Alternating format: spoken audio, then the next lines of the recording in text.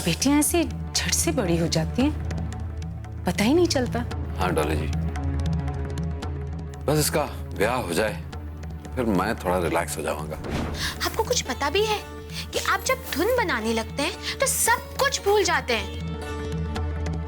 ये तक भूल जाते हैं कि आपका कोई इंतजार कर रहा है। आयशा कुछ बोलो। आयशा कुछ बोलती क्यों नहीं?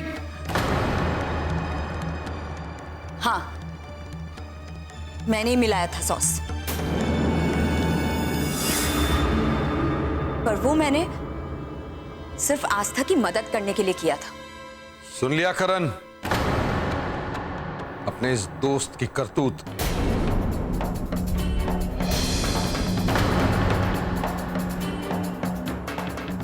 अगर मेरी मां जैसी दीदी को कुछ हो जाता तो क्या करते हम? क्या करते? डैड आप प्लीज शांत हो जाइए। मैं मानता हूं कि इसमें नायशा की गलती है, लेकिन ये सब उसने जानबूझकर नहीं किया है।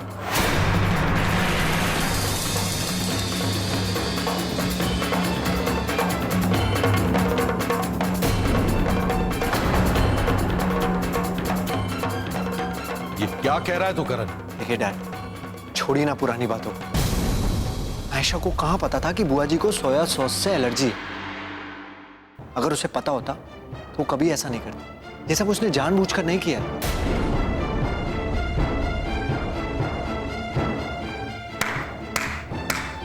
वाह पुत्र जी वाह, आपकी दोस्त ने ऐसी गलती की जिसकी वजह से मेरी दीदी की ऐसी हालत हुई, और आप उसे समझाने की बजाय मुझे चुप रहने के लिए कह रहे हैं। देख लिया डॉली जी, ये है आपका पुत्र। देखिए डैड, मेरा कहने का मतलब वो नहीं था। आप सब लोग तो जानते हैं कि नायशा बीमार है। डॉक्टर ने इससे ज्यादा स्ट्रेस लेने के लिए मना किया है, और इसने जो कुछ भी किया है उसके लिए मैं आपसे और बुआ जी से माफी मांग। बस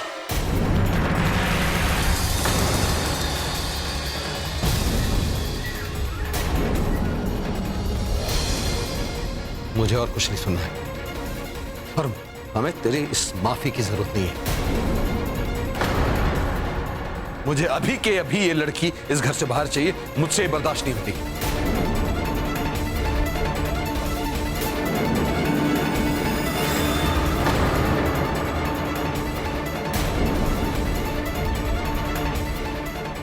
देखिए डैड, रात बहुत हो चुकी है, हम लोग कल बात करते हैं।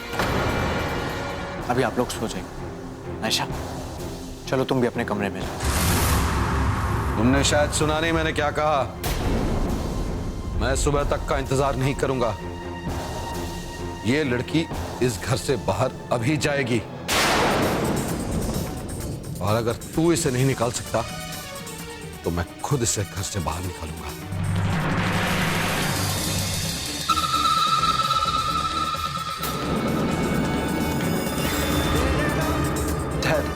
वैसे भी आपको किसी की जरूरत होती नहीं।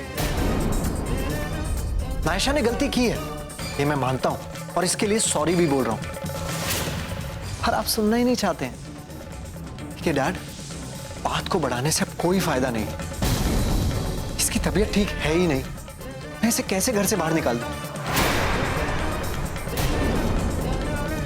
अब ये मेरी जिम्मेदारी है। अगर नायशा तेरी जिम्मेदारी है तो आस्था भी तेरी जिम्मेदारी है। अपने दोस्त के आगे बीवी तक की नहीं सोची तूने। ये कैसी दोस्ती है करण? डैड, मैं आपसे कितनी बार कहूं, नायशा बीमार है और मैं उसे इस घर से नहीं निकाल सकता।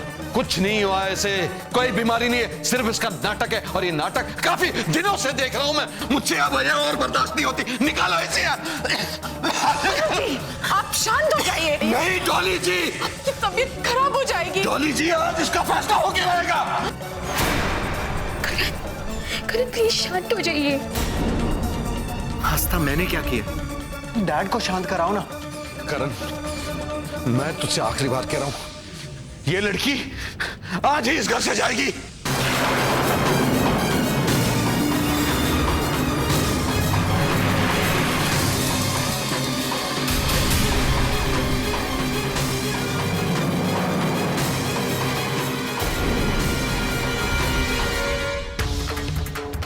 ठीक है,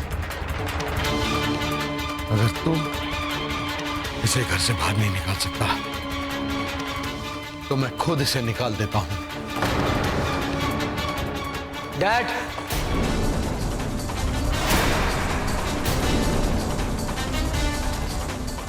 अगर नायशा इस घर से गई तो मैं इसी वक्त ये घर छोड़कर चला जाऊंगा।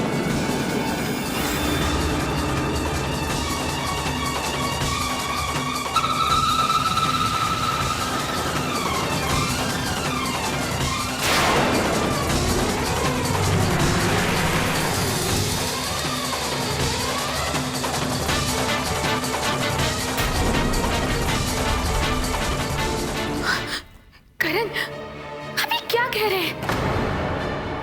कब तक इस नायशा की गलतियों पर पर्दा डालेंगे आप? आपको दिखाई क्यों नहीं देता? ये लड़की आपकी दोस्ती का नाजायज फायदा उठा रही है करण। आस्था, मैं बात कर रहा हूं ना। खबरदार!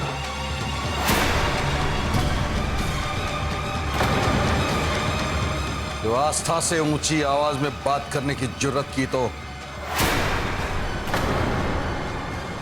ये तुम्हारी बीवी है, तरीके से बात किया करो। तो इसे भी समझा दीजिए ना डैड कि बीच में ना बोला करे।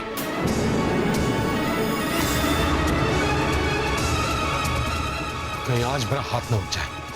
उठाइए ना डैड, किसने रोका है? करण!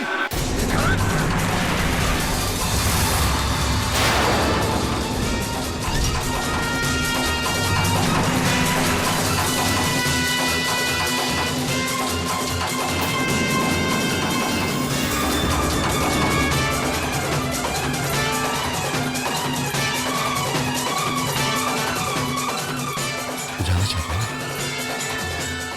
जा।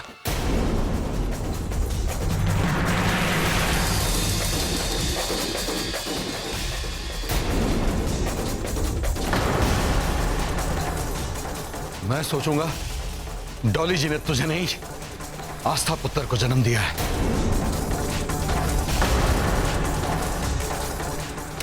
और एक बात ध्यान में रखना करण, आज के बाद तेरा हमारे साथ कोई रिश्ता नहीं है। कोई रिश्ता नहीं है।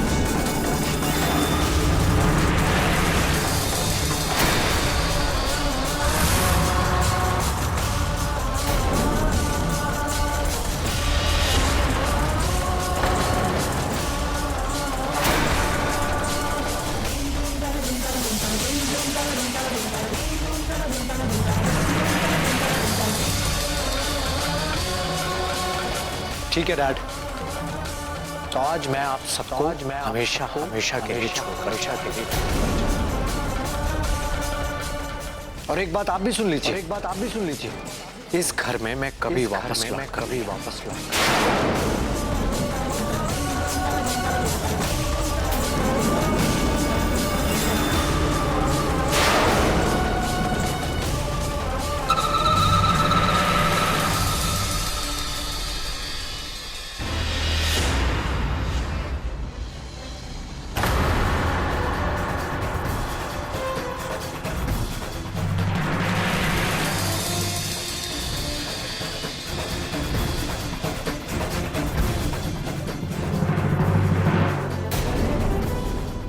आस्था, तुम मेरे साथ चल रही हो?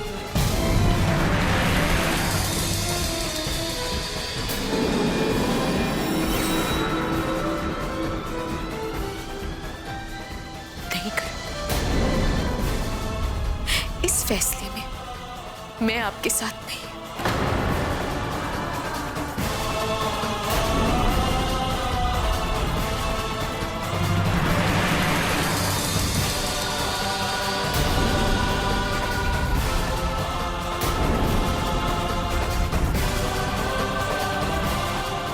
चलो नायशा।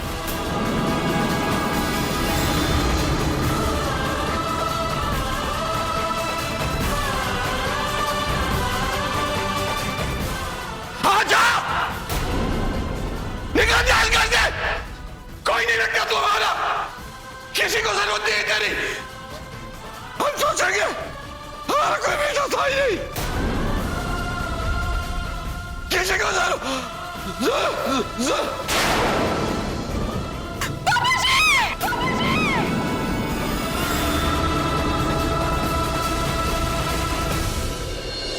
डैड प्लीज, डैड आंखें खोलिए, dad please, dad I am sorry, dad please.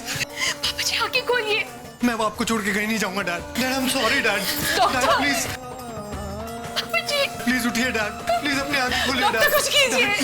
Please dad, मेरे पति को प्लीज ठीक कर दीजिए।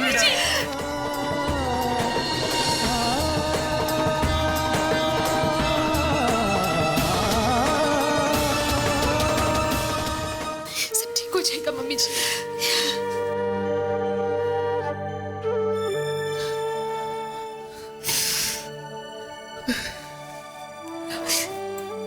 करण,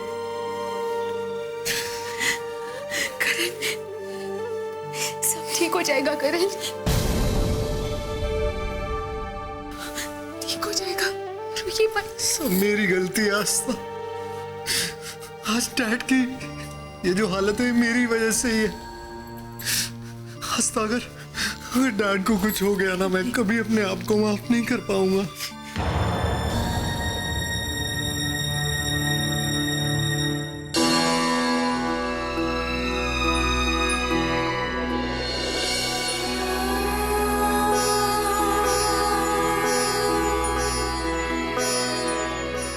I'm sorry, Mom.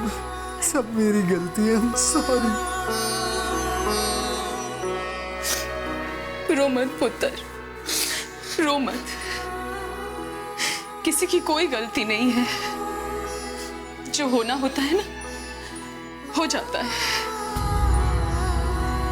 तू चिंता मत कर, मेरे बल्लू जी को कुछ नहीं होगा। तू बस अपने आप को दोष मत दे। दोष तो समय का है। हमारा समय ही खराब चल रहा है। सब ऊपर वाले का खेल है, सब उनका खेल।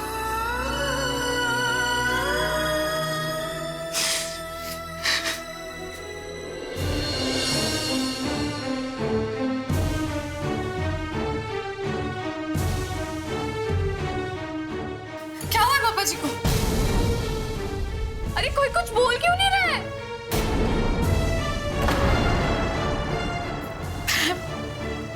पापा जी को हार्ट अटैक आया है।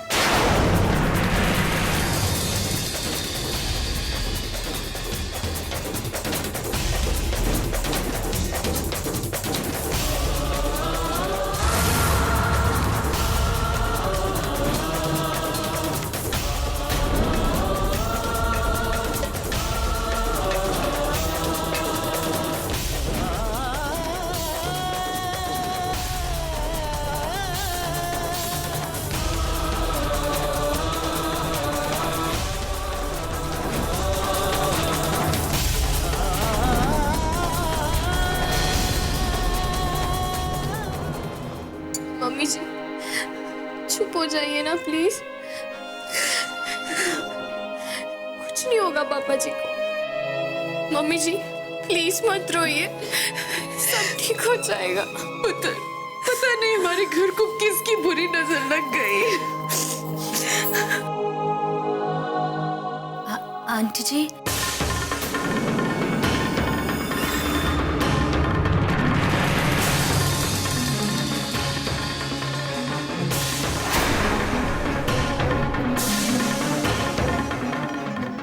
वो मैं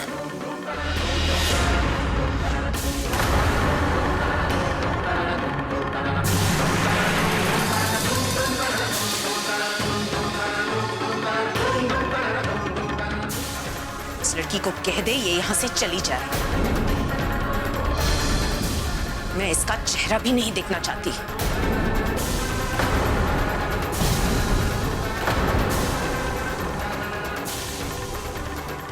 आंटी जी, मैं तो बस अंकल जी को देखने आई थी। नाइशा, यहाँ से चली जाओ, किसी में तुम्हारी भलाई। करण, कह दीजिए इसे।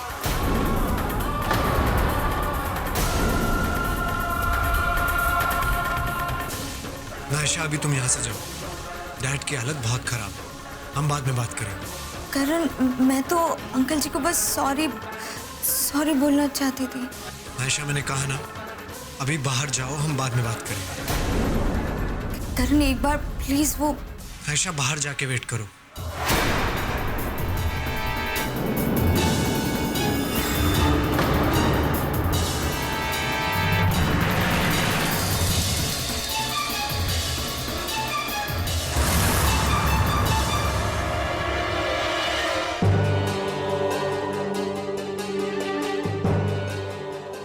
डॉक्टर साहब, देखिए, घबराने की कोई बात नहीं है। मिस्टर खुराना खतरे से बाहर हैं। माइनर हार्ट अटैक है। हमें उन्हें 2 दिन के लिए अंडर ऑब्जर्वेशन में रखना होगा। देखिए, उनके कुछ टेस्ट कराने हैं और देखते हैं फिर उनकी रिकवरी कैसी होती है। डॉक्टर साहब, हम सब मिल सकते हैं बलूची से? जी नहीं।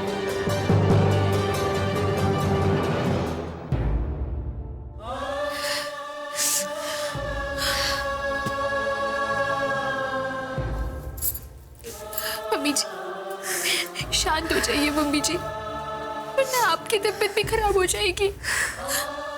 डॉक्टर ने अभी कहा ना, पापा जी की तबीयत अब ठीक है।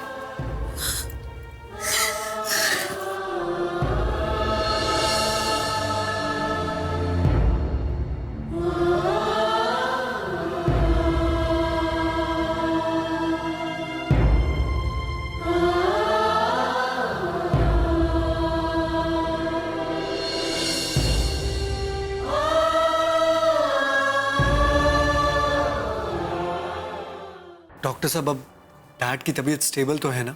देखिए, आप लोग बिल्कुल सही वक्त पर मिस्टर खुराना को यहाँ पर लेकर आए, नहीं तो कुछ अनहोनी भी हो सकती।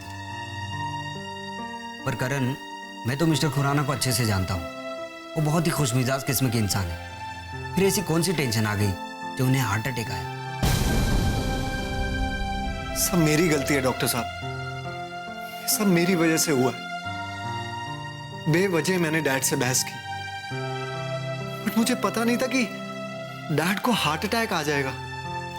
वो ठीक है, हमें उन्हें ऑब्जर्वेशन में रखना पड़ेगा।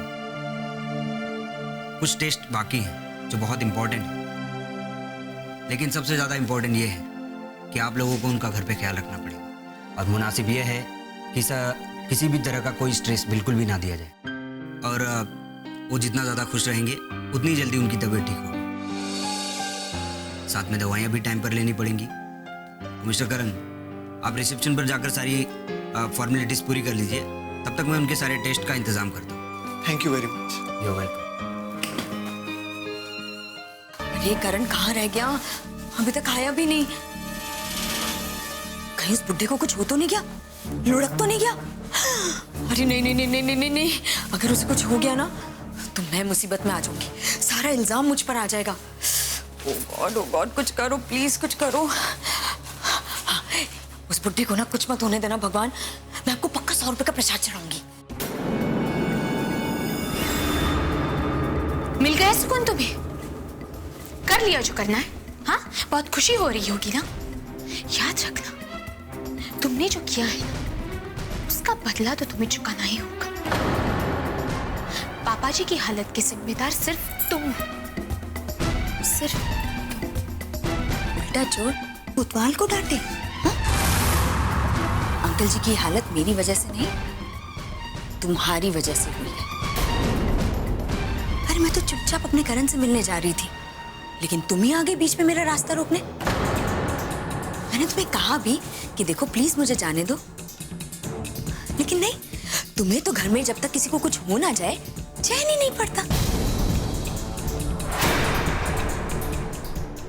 अंकल जी की ये हालत तुमने की है, सिर्फ तुमने।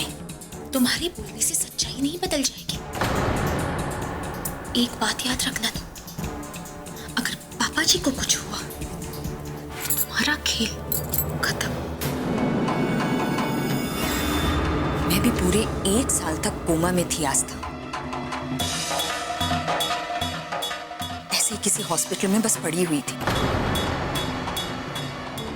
मेरे पास कोई नहीं था, कोई भी नहीं, ना कोई अपना, ना ही कोई पराया,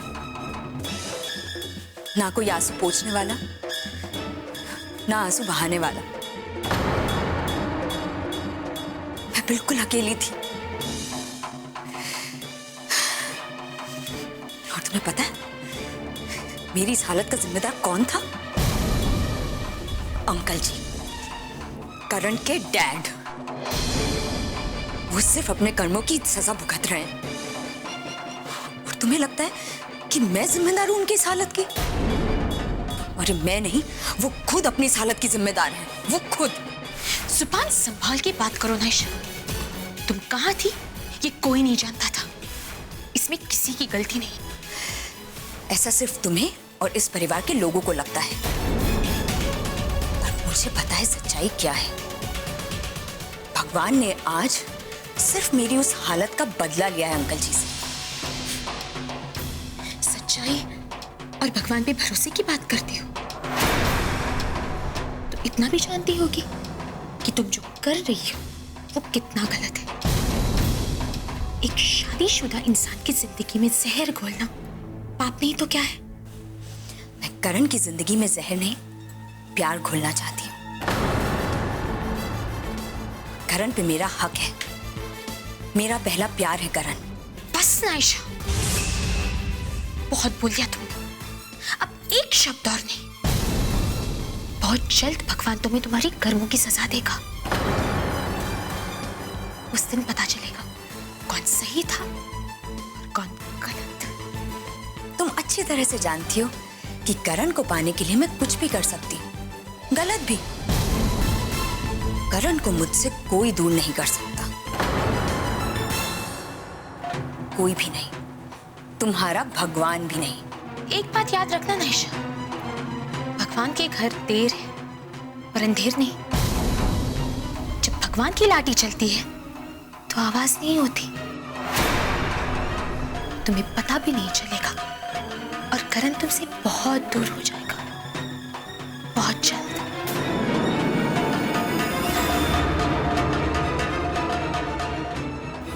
मैं भी देखती हूँ आस्था, तुम्हारा भगवान मुझे मेरे करण से कैसे दूर करता है।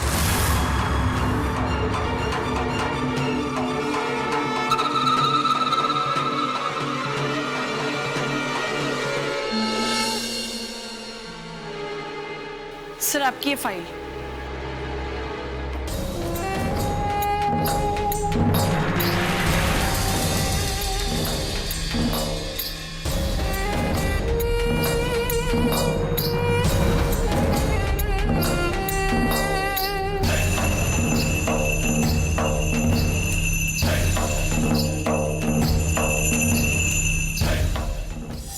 मेरी आपसे रिक्वेस्ट है, पापा जी के सामने नायशा की फेवर में प्लीज कुछ मत बोलिएगा, प्लीज। तुम सही कह रही हो आस्था, लेकिन मुझे डैड से ऐसे बहस नहीं करनी चाहिए थी। ये सब मेरी गलती है। आप पापा जी से माफी मांगिए और देखना पापा जी आपको माफ कर देंगे। नहीं आस्था, मैं उनसे माफी मांगने के लायक भी नहीं हूं।